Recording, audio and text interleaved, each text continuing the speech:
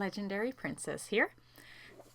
Back after, I think it's been a couple of weeks since my last post, and I've been feeling pain in different parts of my body. My arms have definitely stopped hurting.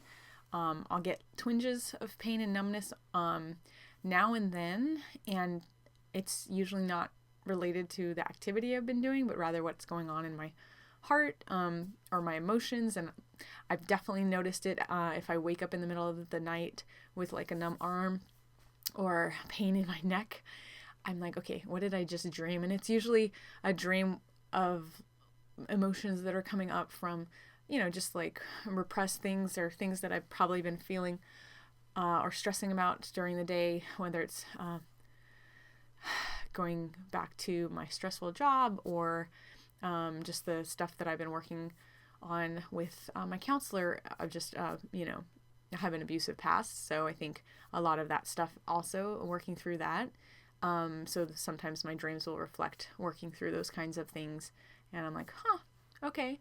I'll talk to my body. I'll say, look, I know this is your way of coping and you're trying to like distract me and protect me from whatever those feelings are, those strong emotions. So it's okay. I'm going to work through those feelings. I feel them. Like sometimes I'll let myself cry if the emotion is sadness. Sometimes I'll let myself be angry after the dream or whatever. Like when the pain is an indication that there's some emotional issue that's probably gone unaddressed. Whereas in the past, I'd wake up with a completely stiff neck or pain that continues throughout the day or a few days. Now, as I've been treating it this way with talking to my mind or telling it to calm down and understanding that the true issue is probably emotional or, TMS, now I'm able to wake up and the pain is gone after I've kind of done that little pep talk. So it's definitely been working, this treatment.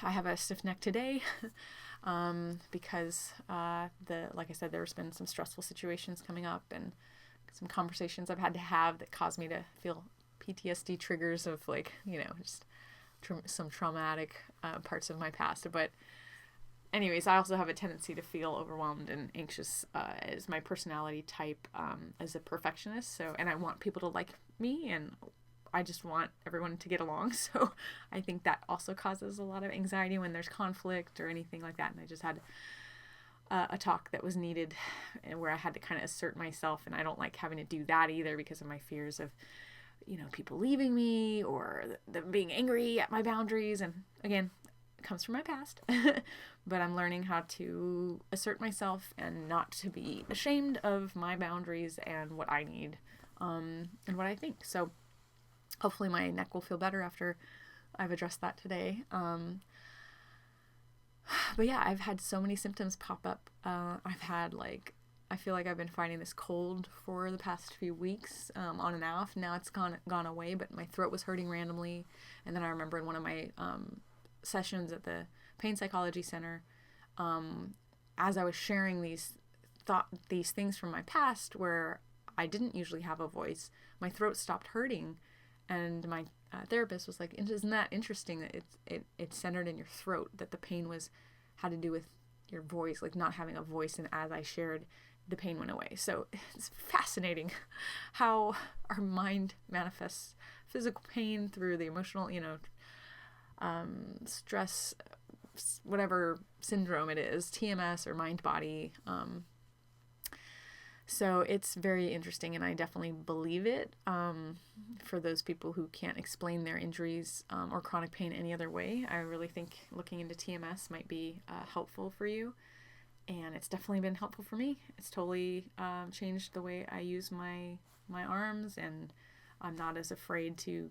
Oh, I even went back to archery. I shoot bow and arrows for fun, or I did before this injury. And I haven't for almost 2 years. And I went back to the range and shot it a little bit. And I just felt like a little bit of pain in my elbow. And I kind of talked to my body. I was like, look, I know this is the first time we've done this in a while. And you're trying to get me to be afraid of doing this to make me think that this is a structural thing. There's nothing wrong with my arm. And the pain didn't flare up like it usually did. And it didn't come back. And I'm going to plan to go back again in a week. So yeah, I'm going to get back to those activities that really brought me joy. And I've been writing. Oh my gosh, handwriting was almost impossible for me. Even signing my name and filling out doctor's forms with the checking. Afterwards, I would be in pain. And now I am journaling through workbooks that I'm working on in my past, and at the perfect time for me to be able to even work through this emotional stuff. And maybe my mind was protecting me from going deeper, because journaling does have a way of bringing things up. And so maybe that's why my mind attacked my arms, so that I wouldn't be able to write and journal and connect with these underlying emotions. So I really think this is something science should look into, or be more open to accepting, and not just looking at heart disease as something connected with stress, but also acknowledging that any kind of emotional stress and trauma, like those things, especially if they're not worked through, can really cause physical symptoms. And get stored in our body or whatever. I really believe that holistic approach. It's definitely working for me already, so hopefully it can help you. If you're in this journey as well, check it out. TMS, look at my other blogs. I think it's pronounced tension myositis syndrome. Yeah, look it up. There's a whole wiki online. But good luck with your journey, or if you're just listening to my blogs, yeah, I hope that it somehow encourages you that there's hope. This has been a 2-year journey for me. So whatever you're going through, yeah, there is hope. Don't give up. I'm just glad to kind of be coming out of this pit in my own life. We'll see how it goes.